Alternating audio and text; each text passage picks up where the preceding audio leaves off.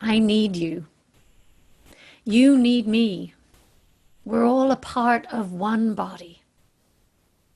Last week at our General Assembly reminded us all that we do indeed need one another, and we're part of a greater whole.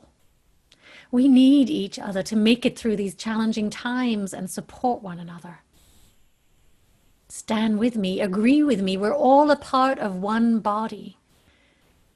We need each other to help create systemic change for better in this country. We need each other to dismantle racism and oppression that has plagued this country for over 400 years. It is our will that every need be supplied.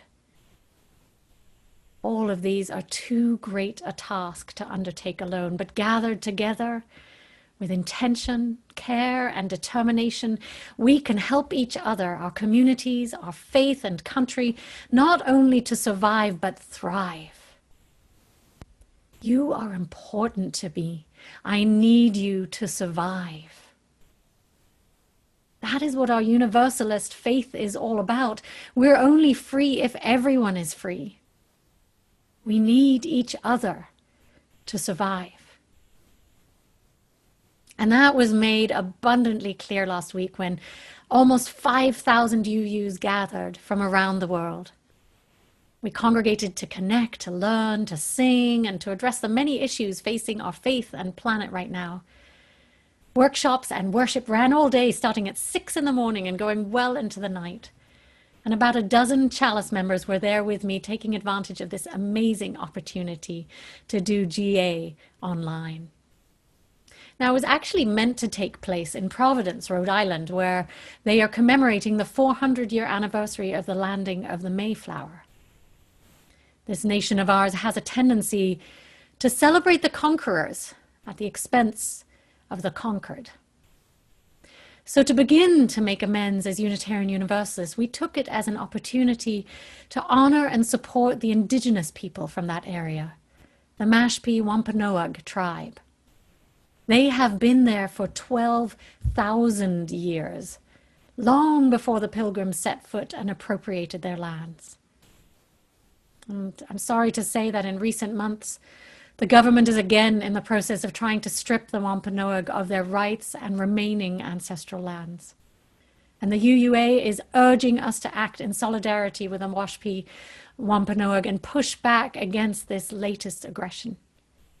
And if you'd like to learn more and help, you can go to this link that's being put in the chat now. And by the way, at the end of the service, you can save the chat and you'll get all the links that we've shared. So with the blatant impact of white supremacy culture in evidence as we were meeting, GA called on us to deal with systemic oppression and racism in many different ways.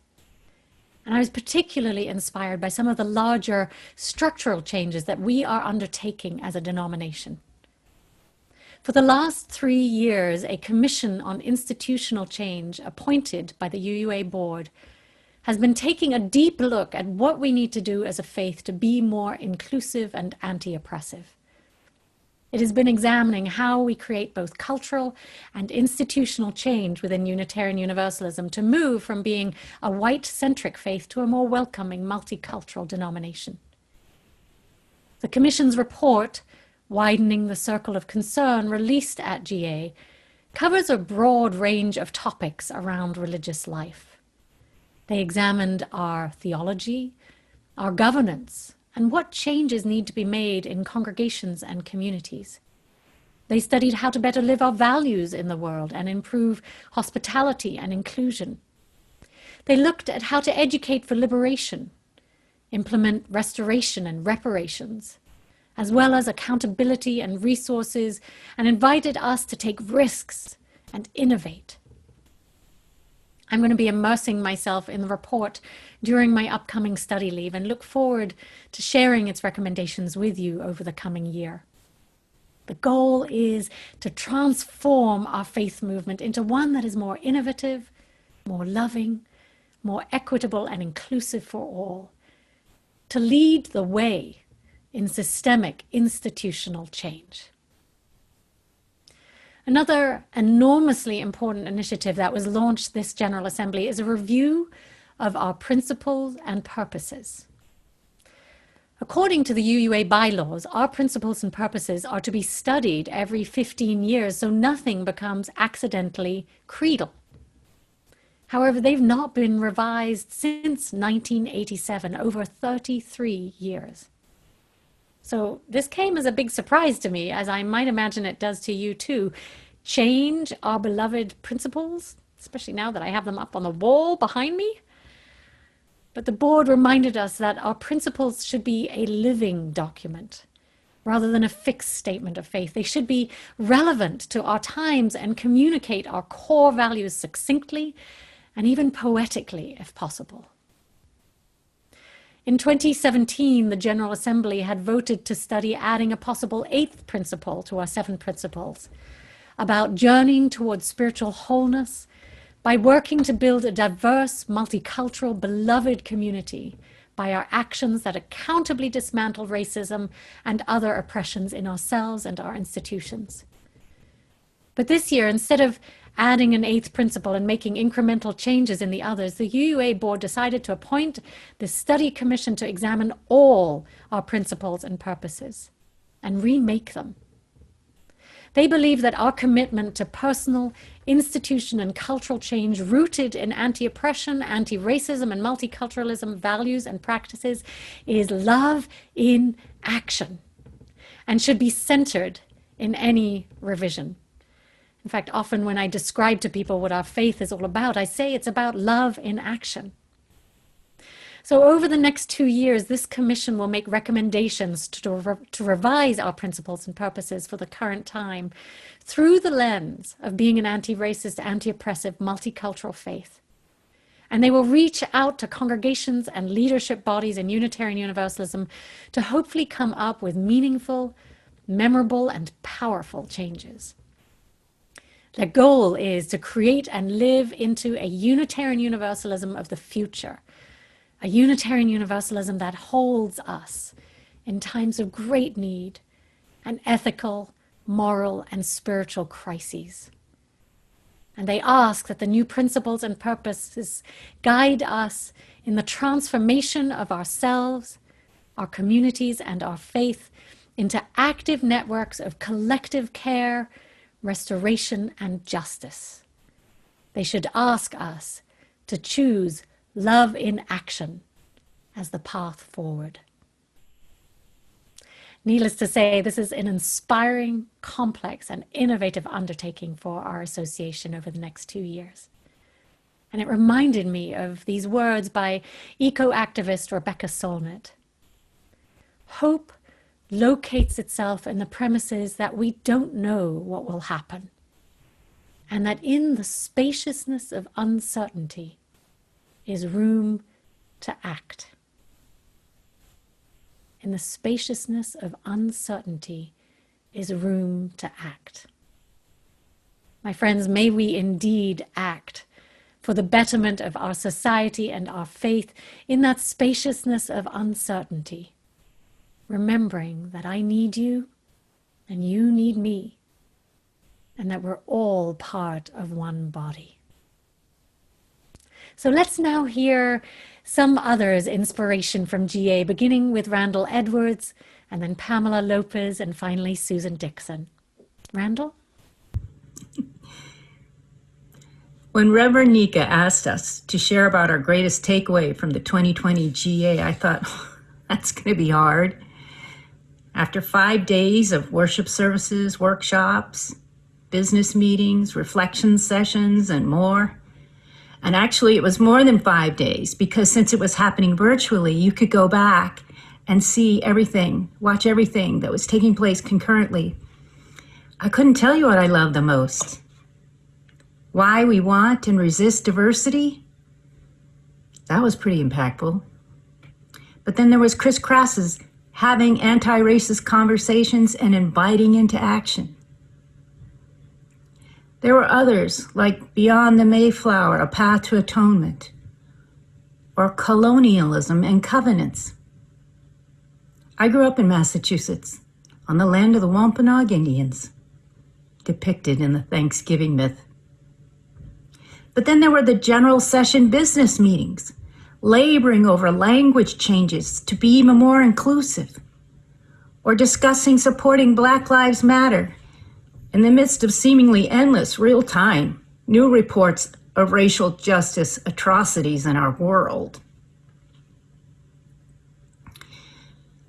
My greatest takeaway, folks, that this Unitarian Universalist faith is alive.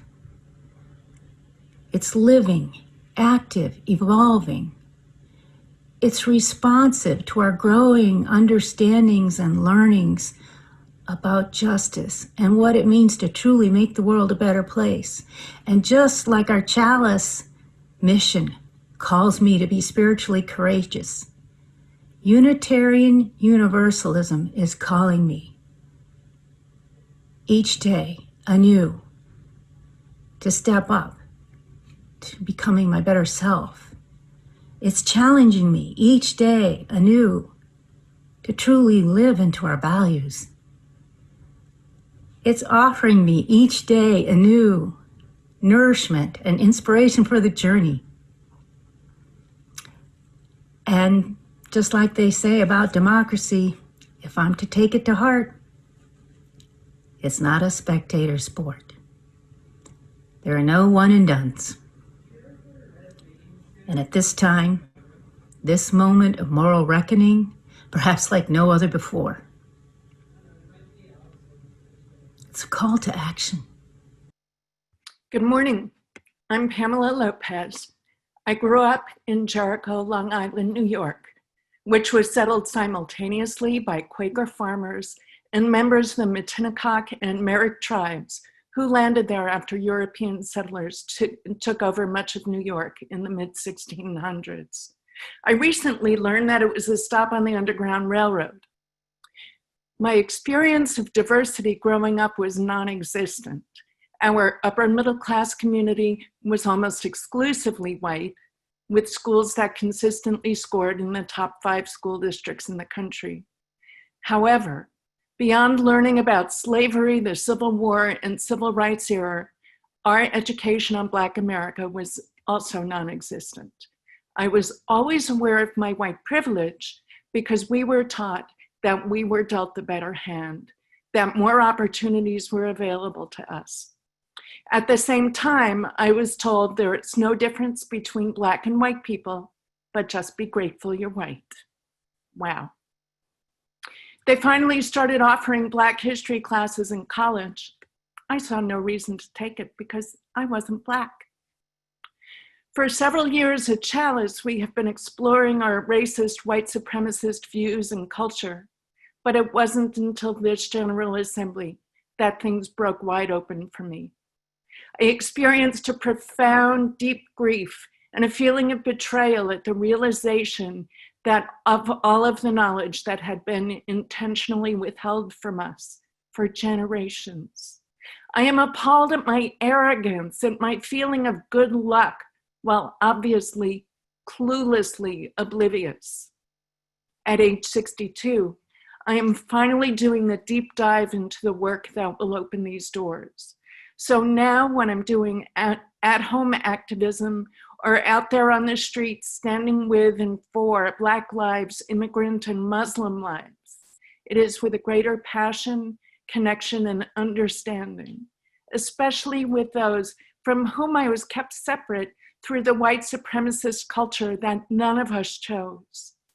Dismantling this culture is the only way we can truly become one beautiful, diverse community. And that's the world I want to live in, that we all need to live in to become that sustainable, just society that works for all. Good morning. When I heard I could attend this year's GA for only $150, I jumped on it. I was like a kid in the candy store.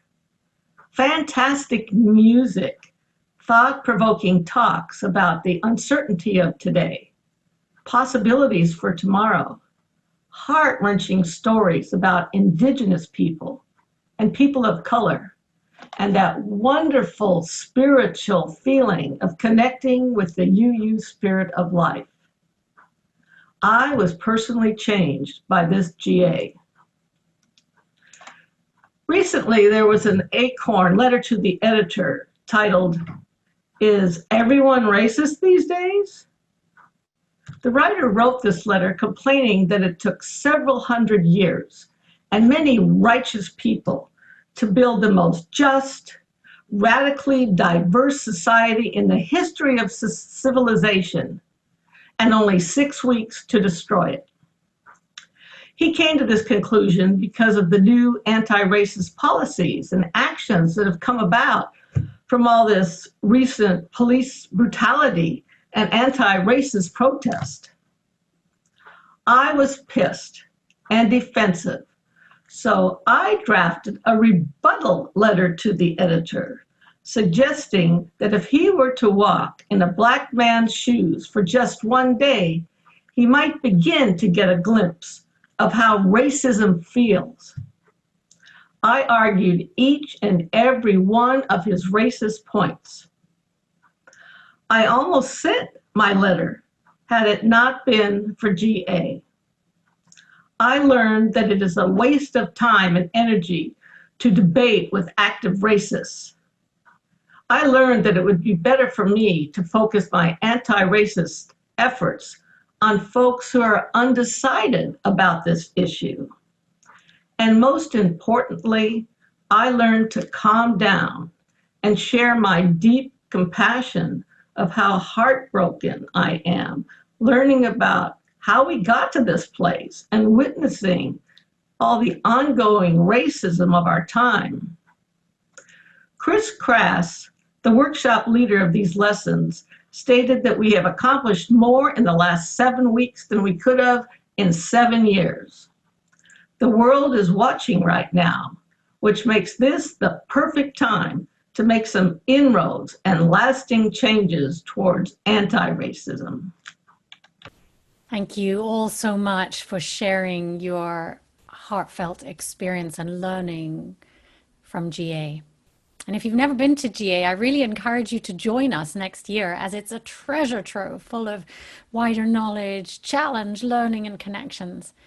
And now you'll always be able to participate virtually if you wish going forward. So that's a great gift, and it makes it much more manageable for everybody.